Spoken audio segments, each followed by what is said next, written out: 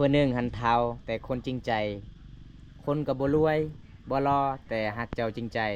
ผู้หนึ่งเงินคนหนุ่มรอแต่ฮักเจ้าบ่จริงใจเจ้าสิเลือกอันใดไอ้ทาง เลือกคนจริงใจเป็นจะได้เมื่อนี้ดีใจไรว่ามีผู้ใหญ่จากประเทศอเมริกามอบเงิน100,000 กีบโดยดีใจเนาะเพราะว่าน้องก็บ่มีเน็ตเนาะเป็นจะได้ตอนนี้ฐานะยังโสดคือเก่าบ่น้องคือเก่าเนาะได้จากเปอร์เซ็นต์มื้อนี้นะ200คือเก่า200คือเก่าแต่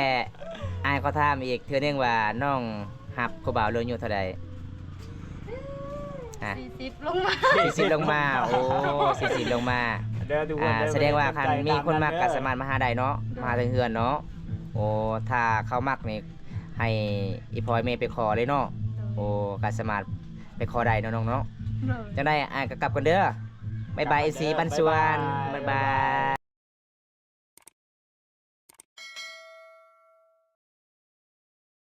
มือนั่นเห็นสาวมึกเต้นแอลลอยคักอีหลีไปกับผู้ใดไปกับหมู่บ่แม่บ่าวตาบ่ได้ไปแกงมื้อนั้นบ่าวตาหากะมาแต่ผู้ก็เลยเห็นสาวมึกเต้นอยู่หั่นโอ้คักอีหลีวะ อยากเต้นนำเด้วะสาบ้านใดเนาะครับสาบ้านหยัง FC ถามบ้านตะกอเด้อเมืองอีหยัง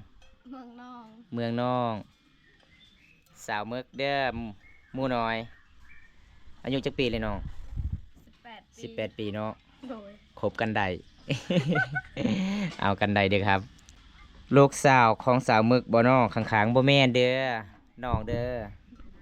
น้องของน้องมึกวันนี้น้องมึกเอาน้องปูลเบียโอเคปูลโอเคจะไอ้aja kan ya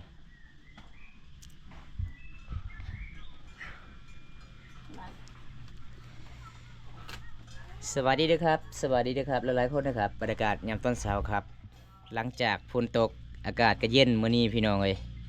อันเช้ามื้อบ่ได้ปลูกมันบ่ฝนตกนี่ปลูกมีแต่พอไปปลูกอ๋อส่วนน้องคาเอาน้องแม่อ๋อสวัสดีบาบุตตาโดยสวัสดีเด้อครับบาบุตตากะสิเว้าเสียงค่อยๆยันน้องของน้องมึกตื่นครับ เอ้ไม่กี่โอ้ก่อนเลยจะไปปานกับแซมกับโมเกมก็ได้กี่xem đừng lấy ăn thảo lấy bát rác đục rạng đợi ok vô ơi นึกว่าลูกน้องมึกอยากมีบางบ่สาวมึกเพิ่นว่าเจ้าอยากมีบ่ยังมีคือกันบ่อยากมีเนาะถ้ามีคนมักเนาะคันถ้าเอาผัวแล้วบ่มีลูกบ่ได้เนาะ ห้องฟ่มน้ำท่วมเปียกเบิดครับบาบุญตาโอ้โดยจังได้ก็สู้ๆเด้อไอเลิฟเป็นกำลังใจให้ครับฮักเพลงคือกันครับน้องก็เคยไปเนาะต่างแขวงเนาะแขวงบริกรรมไสบ่ไปเวียกทางนั้นน้องบ่ได้เมารถบ่เมาเนาะโอ้ยบ้านอ้ายหั่นเมารถแฮง ขี่บ่ได้รถม่วนครับ ขอบใจบรรยากาศเมื่อนี้ก็เคสชนบทพี่น้องเคสนี้โดนๆเทื่อนึงมาพี่น้องเพราะว่ามันก็บ่ได้ถือเส้นทางที่บอมตาเดินทางเพราะว่าบอมตาก็คันสิไปเส้นทางแกงอะลองก็เลยแวะมาหาน้องมึกครับเพิ่งเห็นนะครับคนนี้โอ้เพิ่งได้เห็นบ่หมู่น้อยเห็นแล้วบ่คลิปบอมตาท้ายน้องประมาณ 3-4 คลิปแล้วโดนๆเทื่อนึงไปหาน้องมันแบบมันเป็นเส้นทางดินแดงครับมันนอกกับเมืองก็เลยไปหาโดนๆเทื่อนึงครับสบายดีไปบ้านนี่ได้ฮู้กันสาวรู้เด้สบายดีไปบ้านนี่ได้บันสวรรค์บันสวนภาษาไทยเอาภาษาไทยคือไอ้เบิ้นไม่ภาษาไทยคันสบายดีค่อยฮักเจ้าเด้นี่นั่นเด้โอ้ตั้มเข้าไปตรึมในกรอดอยบ่แม่บ่ได้ตั้มไอ้เขาถามนี่เด้อเพราะว่า FC หลายๆคนถามว่าหมู่ของน้องไปใส่เบิดไปใส่ล่ะฮะเอาผัวหมดเลยบ่เอาผัวบ่แม่นเอาผัวปะเอาผัวหมดแล้วอันสาวเลี้ยงเอาผัวเลยบ่ยังใส่บาสิเอาผัวอยู่บ้านสิริยังบ่ทันได้เอาโอ้ส่วนสาวแต่ดิ ยังเนาะสาวแต่สาวมึกยังเนาะ โดย มีแต่สาวเลี้ยงคนจองใจแล้ว สวัสดีเด้อครับ170ทางครับ คือลายแท้ เขามีลูกมีผัวกันหมดแล้ว โอ้แม่นผู้สาวพิสารบ่ครับ สาวเลี้ยงกะไก่สิเอาเลยเด้อพิสารไก่สิเอาทางหมู่บ้านสดิ สามมึกเด้ สาวมึกเมื่อใดสิเอาบ่สาวมึก บ่ฮู้ บ่ ยัง ฮู้ บ่ฮู้ ตอนนี้มีคนจองใจเลยบ่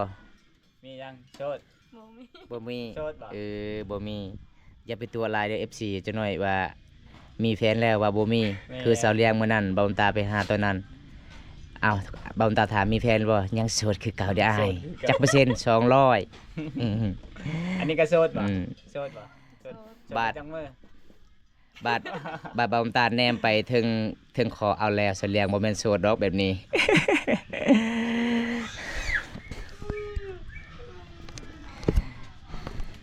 ไปเตาะสาวมาตีฟีสานเลยกินเละกินแนวกินแนวบ่ ไป ผมคิดว่ายังงั้น เลี้ยงงัว หรอกครับโอ้ผมละหายทั้งใจและทั้งเงินครับโอ้ อันน่ะ จะได้สู้ๆครับพี่สา ชวน น บ่ได้ออกเนาะบ่ได้ออกวะเคยออกคือกัน ออกคือกัน โอ้ออกเฮ็ดได้ยังคือหรือว่ายังทางอยู่ ปลูกมัน ปลูกมัน จูดเลยเนาะหายเนาะ จุดแล้ว จูดแล้วเป็นจะได้ใหม่อยู่บ่บ่ใหม่เลย ยังมีขยะอยู่ แมน น้อง เอา น้อง ปลาชิโนไปเฮ็ด เออน้องสิฮือไว้บ่ บ่ไหว บ่ไว้ บ่ไหว บ่ไว้สิเอาบ่ผู้บ่าวมาซอย เอา เอาแล้วเนาะอันก่อนสิเอาผู้บ่าวมาซอยนี่เอาผู้บ่าวน้อยหรือเอาผู้บ่าวใหญ่ แล้วแต่ แล้วแต่เลยอี แล้วแต่น้องบอกว่า แมนเสามึกคำว่าฮักเจ้าที่ลาวเขาพูดแบบไหนฮะ แบบใด คำว่าฮักเจ้าภาษาบรูนี่ไปบ้านใด เกลือเบิ่นไหม คือไอ้เบิ้นใหม่เด้อหมูน้อยสิไปหาสาวมึกดีบ่หมูถาอันนั้นหมูน้อยถามว่าสิไปหาเจ้าได้บ่ ได้ ได้เนาะ แต่ตอนนี้คอยไปหาก่อนแล้ว เออ ตอนนี้ครูบาชิโนไปหาก่อนแล้ว แมนภาพเศร้าเบิ่งดูครับ เพื่อนเขาแห่งทำให้ผมเจ็บครับอ๋อ ผู้ใดอีก สาวเลี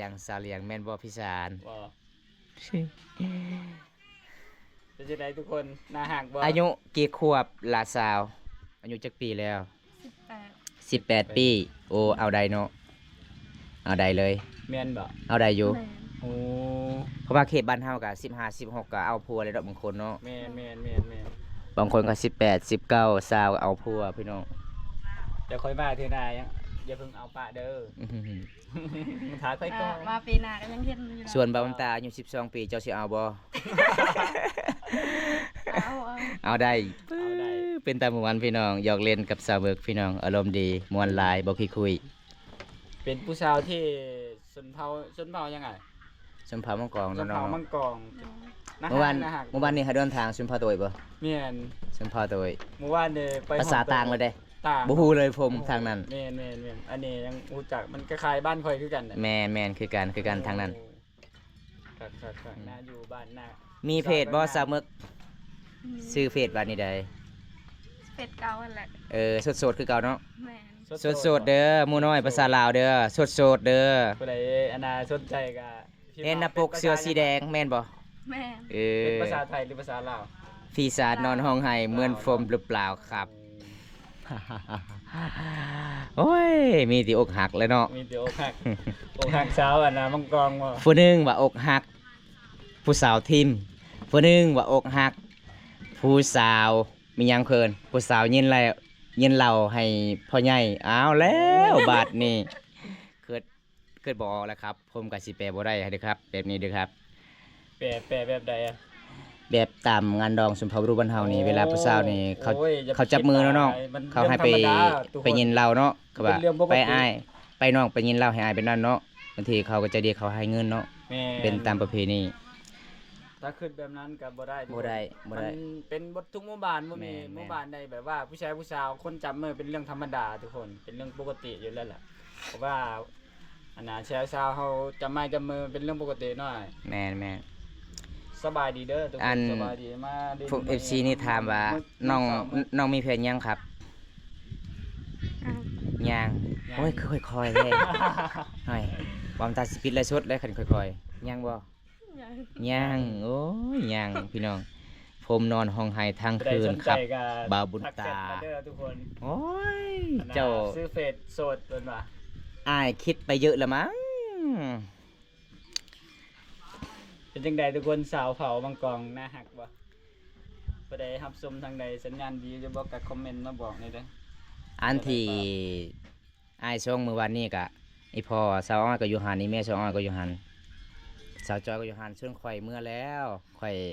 ไปเล่นอยู่เฮือนซาอุดีช่วยเวียกพี่น้องน้องของซาอุดีเอาผัวตอนนั้นเพราะว่าบอมตากะเขาเจ้าทากระแปรงใส่หน้าบอมตากะมันบ่มัก เวลาอยากเลินมวนเนี่ยเขาเจ้าใช้กระแปรงนี่โอ้ยอยู่บ่ได้มันคิวก็เลยเมาอยากเมาแฮงแม่น แม่นคือกันได้คือกันเลย ก็เลยกลับก่อนขอบสาวดีประมาณ4 โมงแรกนี่แหละ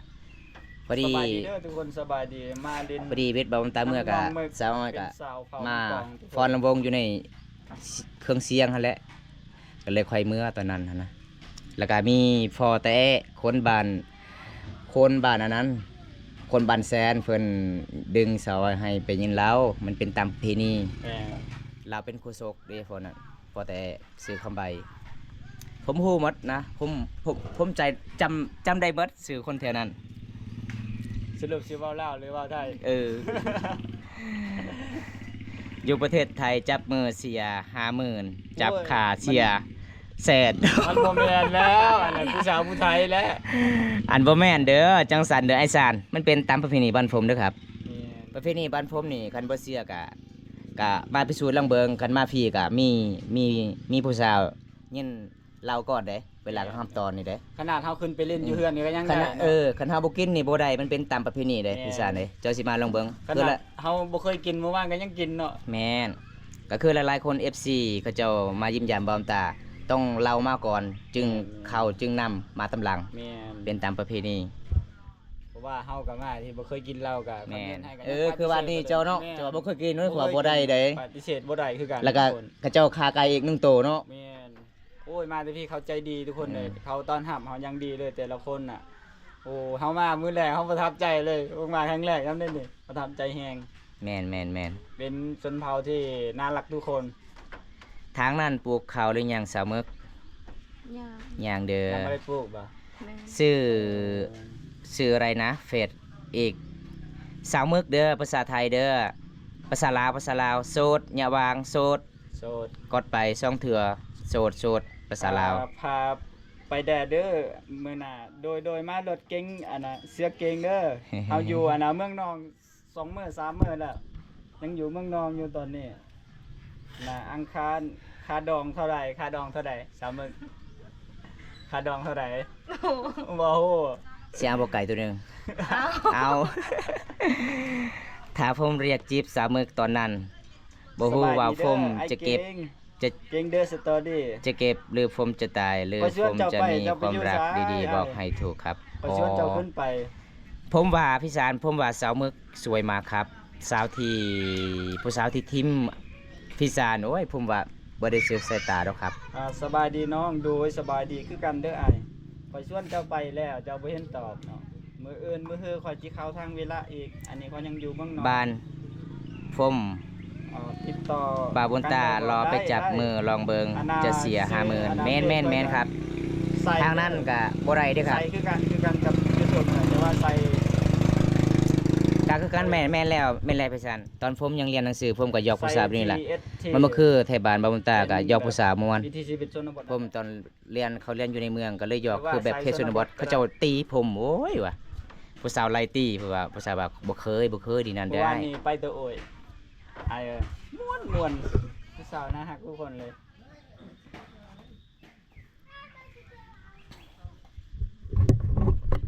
สัญญาณดีปะ แปลกเลยเนาะเสมอเนาะวันนี้เนาะบาดอยู่บ้านของน้องบ่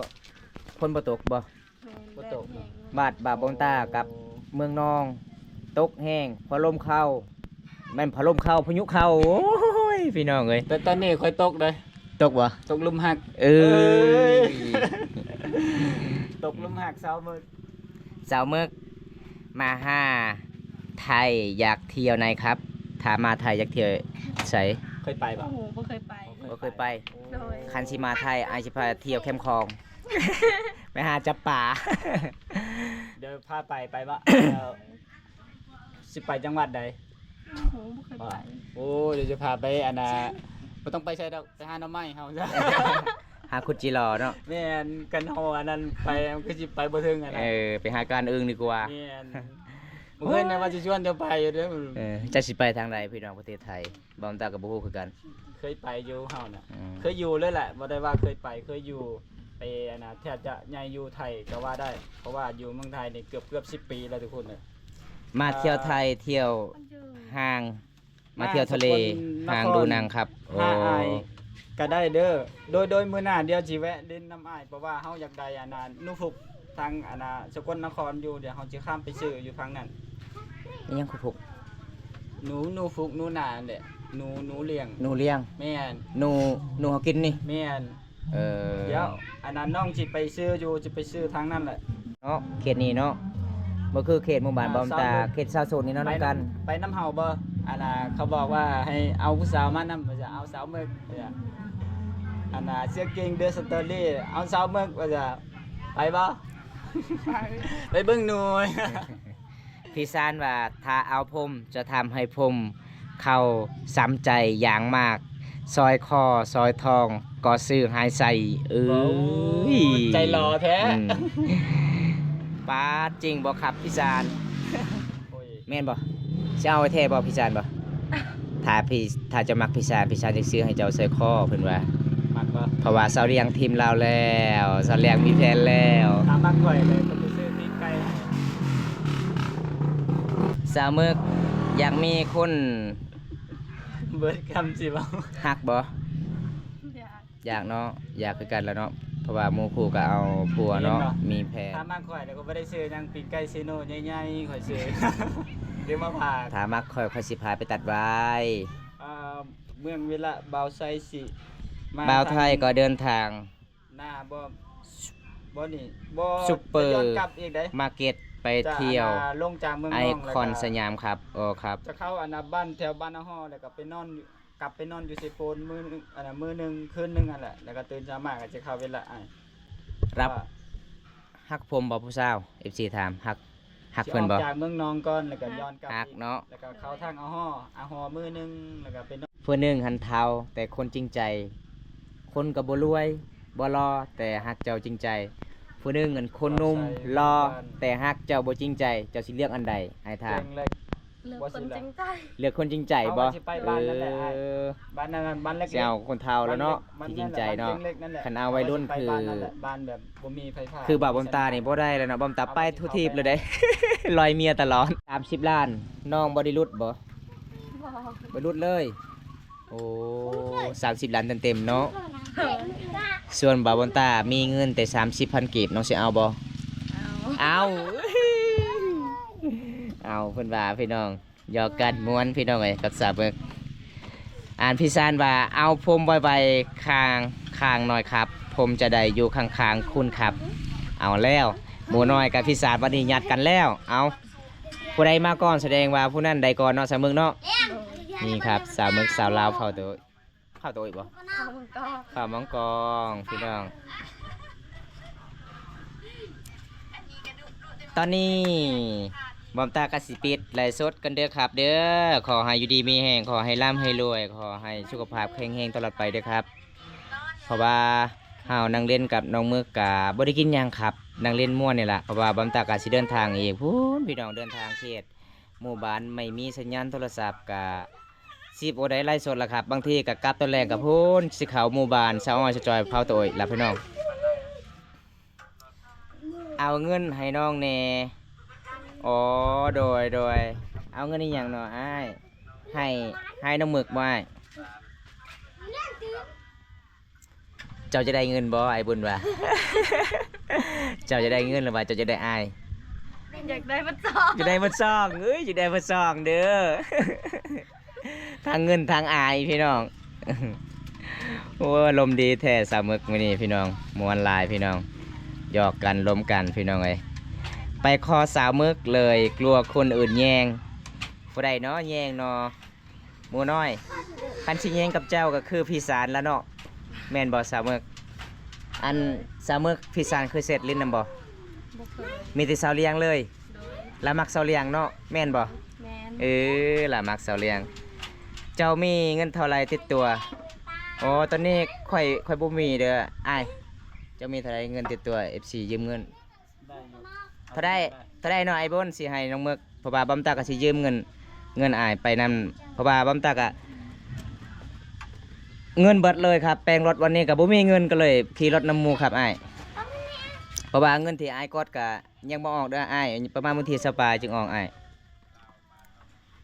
สิอ้ายเท่าไหร่เนาะอ้ายเดี๋ยวบำตาสิยืมเงินทีมงานอ้าย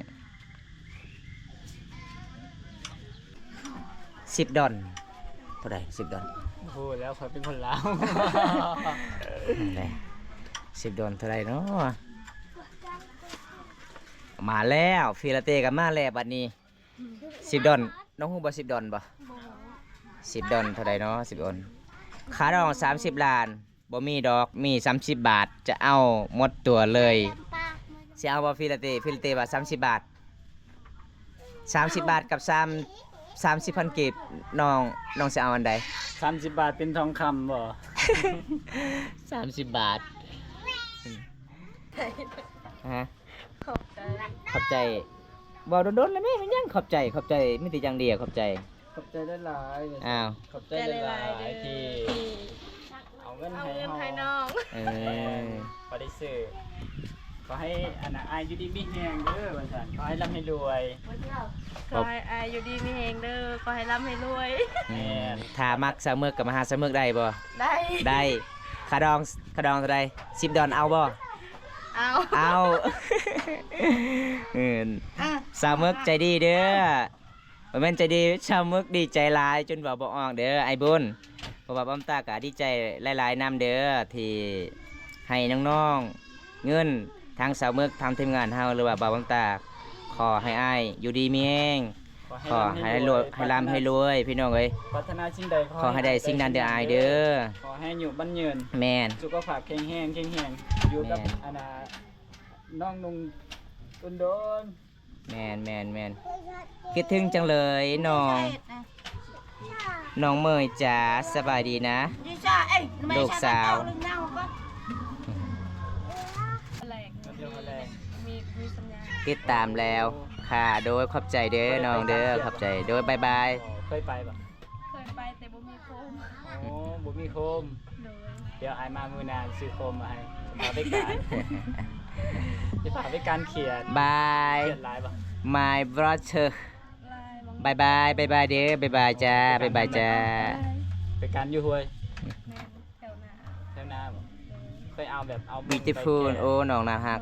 บายน้องมวย ได้ๆ อืม เธอก็ตอน See you soon ถ้วยหนึ่งก็มี โอ้เขียนลายหน่อยสิพี่ เขียน เป็น หน่ ตะ อ ม ย วนโอ้ บายฟาบุญบายเด้อบายทุกคนเด้อบายเด้อครับบายเด้อครับบันชวนเด้อครับบันชวนบ่แม่นบันบวน อันนี้ เห็นบ่กันสิเว้าภาษาเราวเทิงมันสิติดปากครับสิเว้าบันชวนกับบันบวน เล่นพันกันแล้วไอ้ายค่อย See you next trip แม่นบ่ผู้สาวสี่แบบเป็นแบบผู้สาวเนาะ สี่ อันสาวมึกมื้อนี้อ้ายมาเยี่ยมยามน้องกับบ่มีหยังหลายเด้อ แมน เป็นจะได้มื้อนี้ดีใจหลายว่ามีผู้ใหญ่จากประเทศอเมริกามอบเงิน 100,000 กีบ โดยดีใจ ดีใจเนาะเพราะว่าน้องก็บ่มีนัดแน่เนาะ โดย คันถ้าผู้ใหญ่ใจดี1,500,000ก็อย่าลืมรับเป็นเพื่อนนี่เด้อ โดย เป็นจะได้ตอนนี้ฐานะยังโสดคือเก่าบ่น้อง คือเก่า คือเก่าเนาะได้จักเปอร์เซ็นต์มื้อนี้นะ 200ต้องรอดคือเก่า200คือเก่าแต่อายเขาถามอีกเทื่อนึงว่าน้องรับผู้บ่าวเรื่องอยู่เท่าใดฮะ 40ลงมา 40ลงมาโอ้40ลงมา เด้อดูเด้อ แสดงว่าคันมีคนมักก็สามารถมาหาได้เนาะมาหาถึงเฮือนเนาะโอ้ถ้าเขามักนี่ให้อีพลอยเมย์ไปขอเลยเนาะโอ้ก็สามารถไปขอได้เนาะน้องเนาะ โดย จังได้อ่านก็กลับกันเด้อบ๊ายบาย FC บันสวนบ๊ายบาย